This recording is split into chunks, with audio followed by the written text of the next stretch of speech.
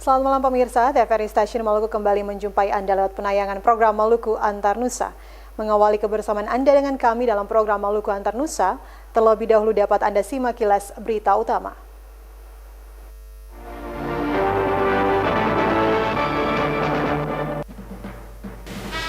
Mahasiswa Unidar menuntut Gubernur Maluku menyikapi masalah Unidar Ambon. Pasien pemegang kartu BPJS di Kota Ambon dipulangkan oleh pihak Rumah Sakit Bayangkara.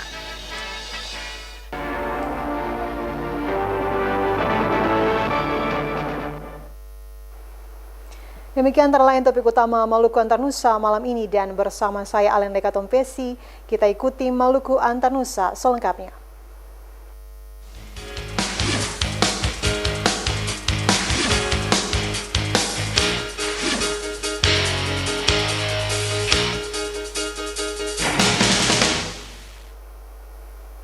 Pemirsa, aksi saling dorong mewarnai demo puluhan mahasiswa Unidar Ambon di kantor Gubernur Maluku pagi tadi. Para mahasiswa menuntut Gubernur Maluku untuk menyikapi masalah Unidar Ambon yang kini membingungkan ratusan mahasiswa yang menuntut ilmu di kampus tersebut.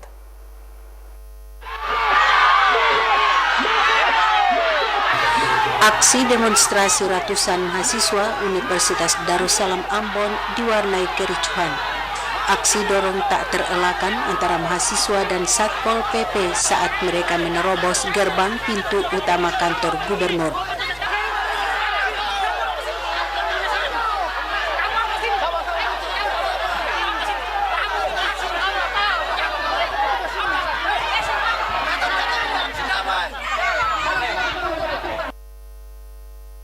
Dalam aksinya, mereka menuntut Gubernur Maluku bertanggung jawab atas pelaksanaan pendidikan di Universitas Darussalam Ambon. Menurut mereka, pemerintah daerah tidak pernah menyikapi persoalan Unidar Ambon hingga penutupan pangkalan data perguruan tinggi yang saat ini sangat merugikan ribuan mahasiswa yang menuntut ilmu di kampus tersebut. Karena itu, mereka menuntut Gubernur Maluku segera melakukan komunikasi dengan pemerintah pusat melalui Menristek Dikti RI untuk menerbitkan SK pembukuan pangkalan data perguruan tinggi Unidar Ambon untuk menyelamatkan ribuan mahasiswa. Demonstrasi puluhan mahasiswa Unidar Ambon itu mendapat pengawalan ketat dari aparat kepolisian dan Satpol PP Provinsi Maluku. Pani Letahit melaporkan. Pasien pemegang kartu BPJS di Kota Ambon dipulangkan oleh pihak Rumah Sakit Bayangkara tanpa alasan yang pasti.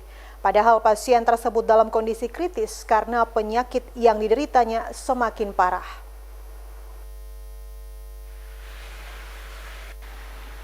Nasib memprihatinkan menimpa warga miskin pemegang kartu BPJS di Kota Ambon. Alawiyah Pati, wanita berusia 35 tahun ini, terbaring lemah di rumahnya tanpa penanganan medis.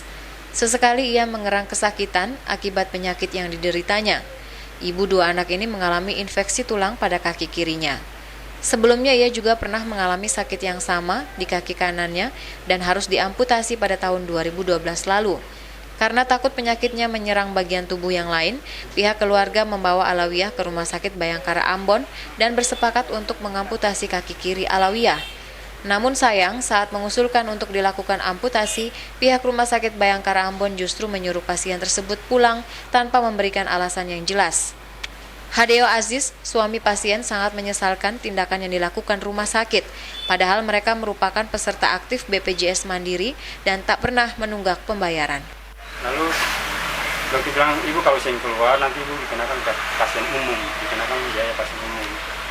Jadi waktu dokter sampaikan kepada teman itu kan beta yang ada. Jadi waktu beta datang, itu sampaikan pada beta, itu dokter tuntutan bicara itu kayak bagaimana, katanya ini seakan-akan bahwa katanya kayak yang bayar, katanya kan BPJS Mandiri, katanya kan setiap bulan, kenapa harus dokter bicara kayak begitu. Sementara itu, pihak Rumah Sakit Bayangkara Polda Maluku membantah melakukan tindakan penolakan terhadap pasien Alawiyah.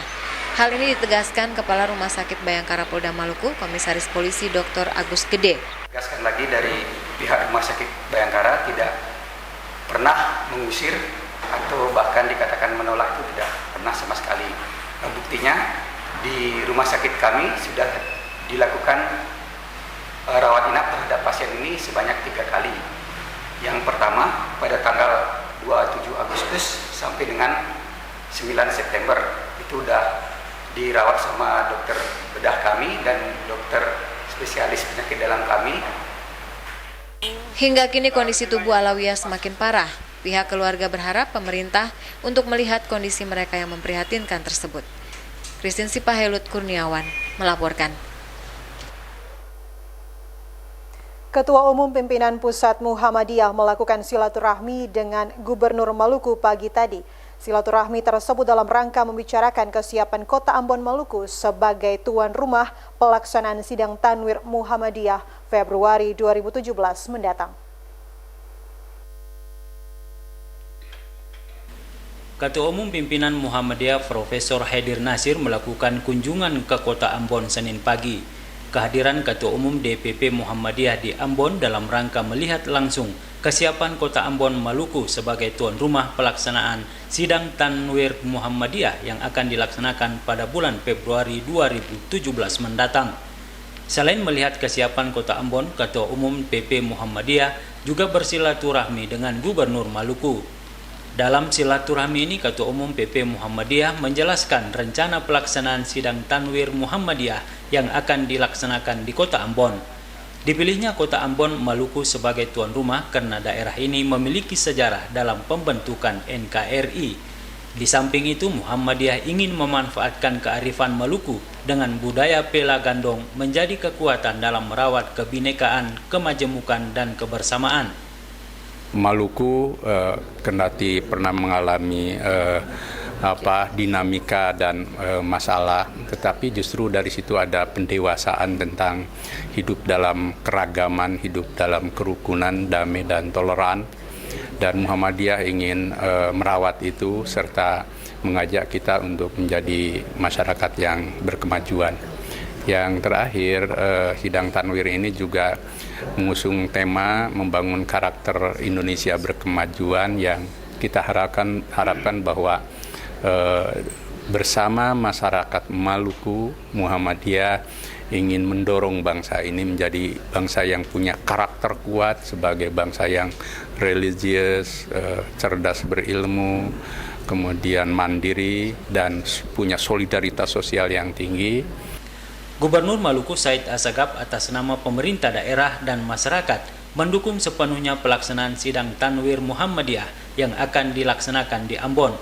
Pemerintah Provinsi Maluku sangat berkeinginan untuk menyukseskan pelaksanaan sidang Tanwir Muhammadiyah sebagai bagian dari upaya perwujudan visi misi pembangunan Maluku yang aman, damai, religius, dan sejahtera. Kegiatan-kegiatan semacam ini tentu saja dia sesuai dengan visi dan misi pemerintah daerah, ya. Bagaimana kita membangun Maluku yang aman, yang rukun, yang religius dan berkualitas. Nah, semangat seperti ini saya sangat senang dan saya minta kepada panitia lokal itu bisa bekerja ya bersama-sama dalam satu kesatuan dengan pemerintah daerah. Karena agenda besar ini biasanya dibuka oleh presiden atau wakil presiden, dan saya ingin kegiatan ini tidak saja sukses, tetapi dia harus menjadi barometer bagi kegiatan-kegiatan Tanwir di daerah-daerah yang lain. Dan saya yakin masyarakat Maluku akan senang menerima peserta Tanwir. Dalam silaturahmi dengan Gubernur Maluku, Ketua Umum Pengurus Pusat Muhammadiyah turut didampingi oleh Bendahara Umum dan Pengurus Wilayah Muhammadiyah Maluku. Sidang Tanwir Muhammadiyah di Kota Ambon dijadwalkan akan dihadiri oleh seluruh pimpinan Muhammadiyah, Rektor Universitas Muhammadiyah, dan pimpinan lembaga usaha milik Muhammadiyah dari seluruh Indonesia. Frida Raiman Hamzah melaporkan.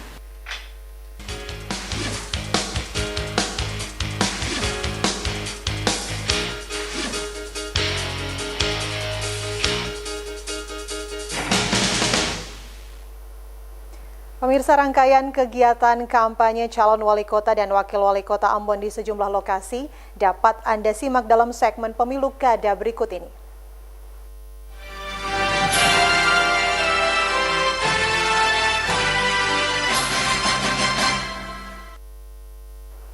Kondisi jalan yang tidak mungkin dilewati kendaraan roda 4 tak menyurutkan niat pasangan Paulus Kastanya dan Samlato Konsina untuk melakukan tatap muka dengan warga masyarakat Dusun Mahia, Desa Urim Mesing, Kecamatan Nusa Niue, Sabtu siang.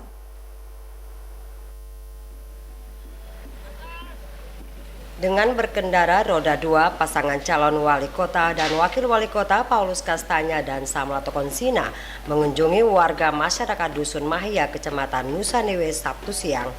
Kedua paslon ini terpaksa berkendara roda 2 karena kondisi jalan menuju Desa Mahia tidak memungkinkan untuk dilewati kendaraan roda 4. Kondisi jalan yang rusak ini adalah salah satu permasalahan warga Kota Ambon, khususnya warga masyarakat Mahia dan sekitarnya yang belum terselesaikan selama ini.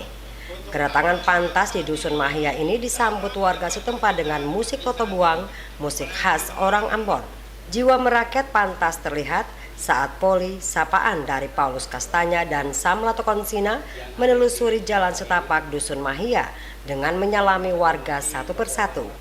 Di hadapan warga Mahia, Poli mengatakan niat mereka untuk mengunjungi warga Kota Ambon dalam rangka menjalin hubungan persaudaraan dan menyampaikan sejumlah program Pantas calon pemimpin Kota Ambon 5 tahun mendatang.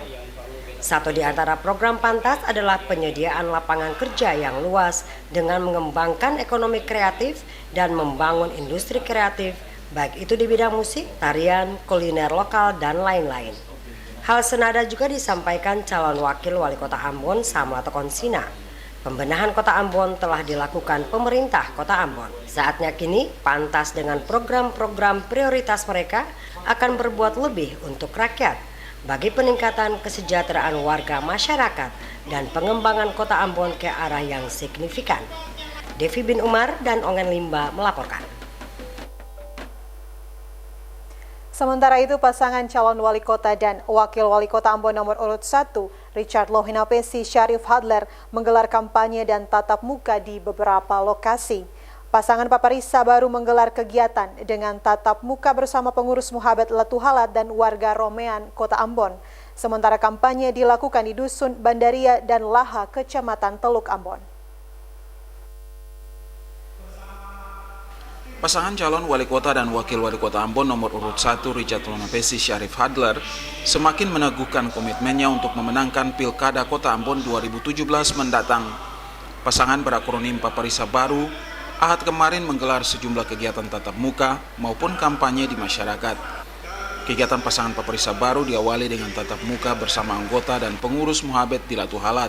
Setelah tatap muka bersama pengurus Muhabet Latuhalat, pasangan Paparisa melanjutkan kegiatan kampanye ke Dusun Bandaria Desa Poka, Kecamatan Teluk Ambon. Warga Romean di Kota Ambon juga menjadi bagian dari aktivitas kampanye Paparisa Baru. Kampanye tatap muka disambut antusias warga asal Maluku Tenggara Barat itu dengan yel-yel Tabea Tarus Benahi Ambon. Paparisa juga berkesempatan melakukan tatap muka bersama rukun Katolik di kawasan Skip Atas dan mengakhiri kegiatan kampanye Ahad kemarin bersama warga di Negeri Laha, Kecamatan Teluk Ambon. Dalam kampanye maupun tatap muka ini, pasangan Paparisa Baru terus mengajak dan menguatkan komitmen masyarakat untuk mendukung pasangan nomor urut 1 itu. 6 program prioritas antara lain bersih, sehat, aman, sejahtera, pintar, dan Ambon sebagai kota musik selalu gencar diperkenalkan Paparisa Baru. Dengan dukungan maupun doa masyarakat, pasangan Paparisa dapat melanjutkan lagi kemajuan pembangunan yang pernah diraih. Melki Latusau Lesarles Pelaman melaporkan. Kita beralih ke informasi selanjutnya.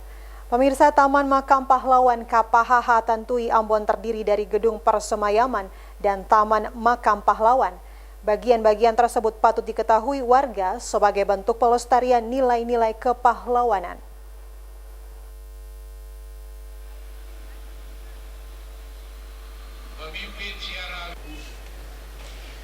Taman Makam Pahlawan KPHH Tantui Ambon Sabtu lalu mendapat kunjungan dari siswa 8 sekolah di Kota Ambon. Kunjungan ini merupakan kegiatan rutin yang dilaksanakan Dinas Sosial Maluku dalam upaya melestarikan nilai-nilai kepahlawanan kepada siswa. Selama berada di Taman Makam Pahlawan, KPHH Tantui Ambon, siswa diberi pemahaman tentang bagian dari Taman Makam Pahlawan KPHH Tantui Ambon. Kepala Seksi Peningkatan Kesejahteraan Sosial Dinas Sosial Maluku, Cornelis Christian, mengatakan Taman Makam Pahlawan KPHH Tantui Ambon terdiri dari 2 bagian penting, yaitu Gedung Persemayaman dan Taman Makam Pahlawan. Gedung Persemayaman merupakan tempat persinggahan jenazah para pahlawan yang gugur sebelum dimakamkan. Selain itu ada beberapa bagian lainnya seperti tembok abadi, plaza upacara, makam para pahlawan, monumen 5 pilar Pancasila, dan monumen peluru. Pada tembok abadi tercantum nama para pahlawan yang dimakamkan di Taman Makam Pahlawan tersebut.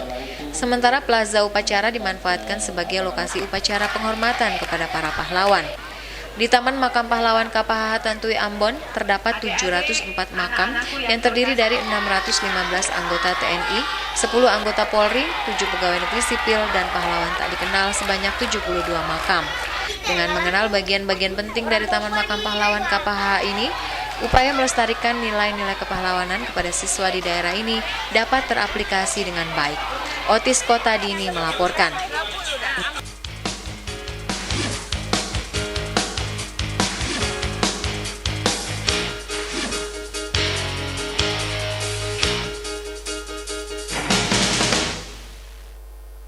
Pemirsa, kejuaraan nasional cabang olahraga sepak bola antar pusat pendidikan dan latihan pelajar dibuka Deputi Pembinaan dan Pengelolaan Sentra Olahraga dan Sekolah Olahraga Kementerian Pemuda dan Olahraga sore kemarin. Kejurnas ini merupakan ajang evaluasi terhadap capaian atlet pusat pendidikan dan latihan pelajar selama ini.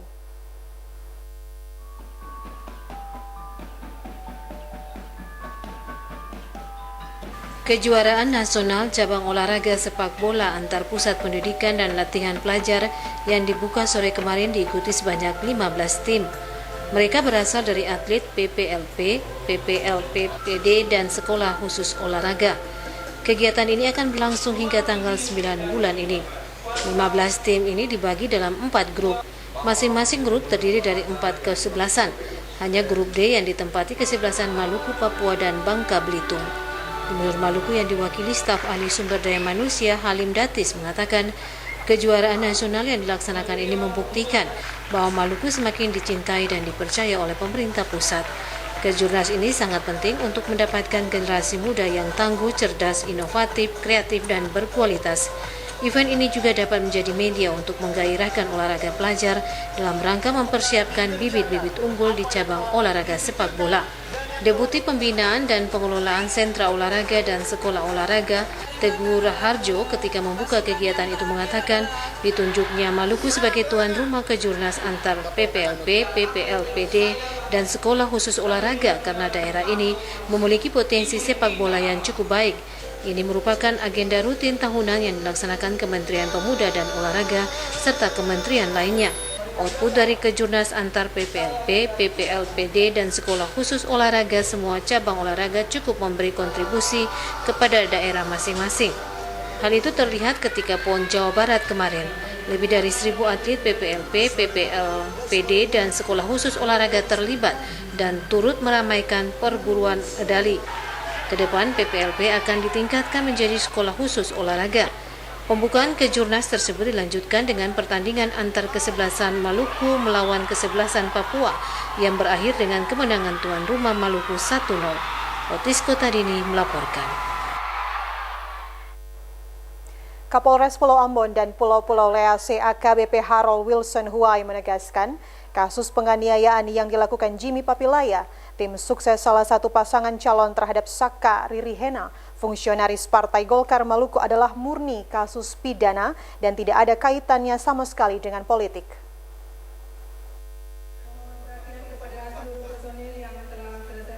Penegasan tersebut disampaikan Kapolres Ambon AKBP Harold Wilson Huai Senin pagi. Kapolres meminta kasus tersebut tidak dipolitisir. Bila keduanya ingin melakukan mediasi yang baik, pihaknya akan menyelesaikan kasus tersebut. Namun bila tidak ada penyelesaian, maka kasus tersebut akan diproses ke ranah hukum lebih lanjut. Kalau memang mereka mau selesaikan, ya mediasi mereka bisa selesaikan. Kalau memang mau proses hukum lanjutkan itu aja. Jangan nanti masalah pidana lalu nanti dibawa-bawa ke politik, ditarik-tarik bahwa ini masalah politik tidak ada itu kasus murni pidana. Ya. Jadi yang menarik-narik itu kan adalah orang-orang politik, karena dia ini statusnya ini itu kan urusan mereka gitu loh. Apa karena ada yang suruh? Kan tidak ada. Kan perbuatan pidana bukan perbuatan kasus politik. Peristiwa yang terjadi pada Sabtu malam kemarin itu berawal ketika Saka Ririhena sementara berdiskusi terkait GMKI di kampus UKIM, tepatnya di samping aula kampus tersebut bersama kedua temannya. Jimmy Papilaya yang datang belakangan menanyakan persoalan pribadi mereka di media sosial. Namun hal itu ditanggapi Saka Ririhena dengan nada kasar. Jimmy yang emosi kemudian memukul Saka dan mengenai belakang kepala korban. Terjadi saling pukul antar keduanya sebelum dilerai. Saka kemudian melaporkan penganiayaan itu ke Mapolres Ambon Sabtu malam. Jimmy yang saat ini ditahan di Mapolres balik mengadukan Saka pada Minggu kemarin. Christine Sipahelut Kurniawan melaporkan. Komisi 2 DPRD Kota Ambon kecewa terhadap sikap pihak Balai Jalan Wilayah Maluku dan Maluku Utara yang tidak memenuhi undangan rapat tanpa alasan yang jelas. Komisi 2 DPRD Kota Ambon akan memanggil paksa pihak Balai Jalan Wilayah Maluku jika hingga undangan ketiga mereka tidak juga hadir dalam rapat.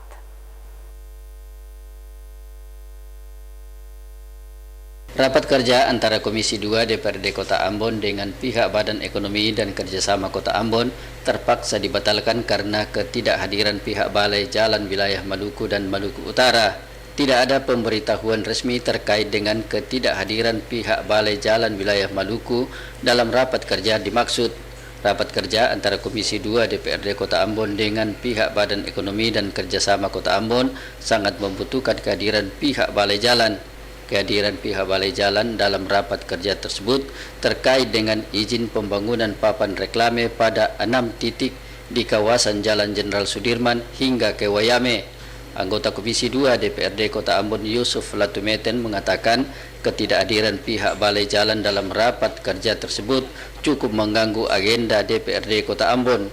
Komisi 2 DPRD Kota Ambon akan melakukan upaya paksa terhadap pihak Balai Jalan jika mereka tidak hadir lagi dalam rapat berikutnya. Yang kami sesalkan terkait dengan tidak tindakannya Balai Jalan terhadap lembaga yang terhormat di kota ini. Ini sesuatu hal yang memang kita sesalkan cara yang dilakukan oleh Balai Jalan. Kita menyadari benar bahwa bukan mitra DPRD Kota Ambon, tetapi ini kan rapat konsultasi terkait dengan persoalan yang terjadi yang dihadapi oleh pemerintah Kota Ambon. Itu berarti bahwa Balai Jalan tidak mengindahkan DPRD Kota dan juga tidak memberikan kebijakan terkait dengan pembangunan yang harus ada di kota ini. Padahal kenapa? Karena memang kendalanya di Balai Jalan yang tidak memberikan kesempatan untuk itu. Padahal ini kan kita punya kota, bukan Balai Jalan punya kota. Ya, ini sebagai sekretaris fraksi Demokrat menyesal dengan cara yang dilakukan Balai Jalan itu. Pemerintah Kota Ambon membutuhkan persetujuan dari pihak Balai Jalan terkait dengan penempatan papan reklame pada sejumlah titik di area yang berstatus jalan nasional.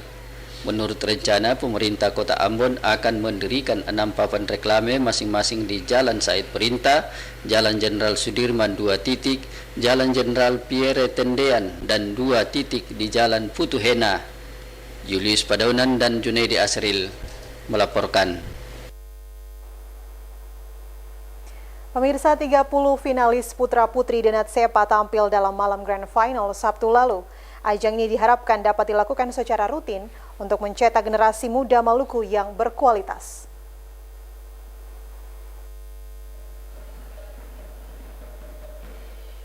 Setelah melalui serangkaian seleksi dan pembekalan ajang pemilihan putra-putri Denat Sepa 2016 memasuki Grand Final, 30 finalis yang telah ditetapkan terus dibekali dengan beberapa materi dan latihan seperti public relation, pemahaman filosofi. Dewan Juri Grand Final Putra-Putri Denat Sepa 2016 adalah Samuel Watimena, Nadine Jandra Winata, William Wongso, dan Joan R. Lelewuri. Mereka adalah pakar di bidang masing-masing. General Manager Denat Sepa Miguel Garcia mengatakan ajang pemilihan putra-putri Denat Sepa memiliki makna strategi dan berimplikasi positif guna memperkenalkan dan mengembangkan potensi pariwisata di Maluku. Pemilihan putra-putri Denat Sepa 2016 juga sebagai ajang pengembangan potensi pemuda sebagai duta-duta wisata yang handal, percaya diri, kreativitas, serta inovatif. Staf ahli Gubernur Prona Koedubun mengatakan berbagai langkah strategi terus dilakukan pemerintah Provinsi Maluku dalam upaya pengembangan potensi pariwisata dengan melibatkan seluruh pemangku kepentingan. Salah satu langkah strategi yang gencar dilakukan adalah melalui promosi wisata guna memperkenalkan potensi yang dimiliki. Karenanya, ajang pemilihan putra-putri Denat Sepa harus dimanfaatkan sebagai ajang promosi pariwisata Maluku. Melalui ajang ini akan terpilih putra dan putri yang memiliki wawasan yang luas tentang pariwisata di Maluku. Dirinya berharap pemilihan putra-putri Denat Sepa dapat dilaksanakan secara rutin untuk mencetak generasi muda Maluku yang berkualitas, tidak hanya memiliki kepercayaan diri melalui keindahan fisik dan kecerdasan intelektual, namun juga berakhlak mulia. Rahmalato Konsina dan Junaidi Asril melaporkan.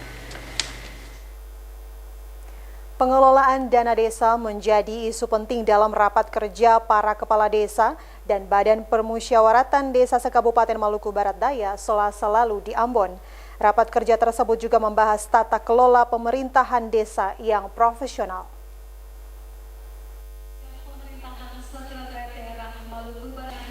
Penyelenggaraan tata kelola pemerintahan desa yang profesional dan akuntabel menjadi pilihan dan dambaan semua aparatur di desa maupun lurah. Demikian pula dengan pengelolaan dana desa. Terkait hal itu, pemerintah Kabupaten Maluku Barat Daya melalui Sekretariat Daerah melakukan rapat kerja para kepala desa dan Badan Permusyawaratan Desa se-Kabupaten Maluku Barat Daya di Ambon. Kegiatan tersebut dilakukan dalam rangka menciptakan aparatur desa yang siap mandiri dan profesional dalam melaksanakan berbagai regulasi tentang desa. Asisten 1 Bidang Pemerintahan dan Kesejahteraan Setda MTB J. Titir Lolobi mengatakan rapat kerja itu merupakan penguatan kapasitas aparat desa dengan sasaran menghindari kebocoran dan penyalahgunaan keuangan desa serta menciptakan aparatur yang bersih, profesional, mandiri. Karenanya, Titir Lolobi berharap seluruh aparatur di tingkat desa hingga kelurahan dan kecamatan dapat mengimplementasikan ilmu yang diperoleh untuk kemaslahatan dan kemajuan masyarakat di Kabupaten Maluku Barat Daya. Kegiatan itu menghadirkan pemateri dari pemerintah Provinsi Maluku, sedangkan peserta yang hadir lebih dari 600 orang. Kegiatan yang kami laksanakan dari Kabupaten Maluku Barat Daya Ambon ini adalah rapat kerja kepala desa. Rapat kerja kepala desa ini diikuti oleh kepala desa dan Ketua BPD se-Kabupaten Maluku Barat Daya. Nanti orang bisa tanya-tanya mengapa penyelenggaraan rapat kerja kok tidak dilaksanakan di Tiako, tapi dilaksanakan di Ambon. Kita laksanakan di Ambon ini karena kita mempunyai tujuan, yaitu di dalam rapat kerja ini selain mengevaluasi tugas-tugas pemerintahan, pembangunan dan pelayanan kemasyarakatan di desa, sekaligus ada materi-materi yang disampaikan oleh instansi terkait di Provinsi Maluku. Misalnya dari BPMD tentang pengelolaan administrasi desa, pengelolaan keuangan desa, kemudian dari Bapeda yaitu rencana pemerintah provinsi terhadap pembangunan yang dilaksanakan di Kabupaten Maluku Barat Daya, baik dalam jangka pendek, jangka menengah maupun jangka panjang. Para peserta rencananya akan mengunjungi desa-desa percontohan di Kota Ambon yang dinilai berhasil dalam pengelolaan dana desa dan penyelenggaraan pemerintahan desa yang baik. Abu Saubawa Cak Tamela melaporkan.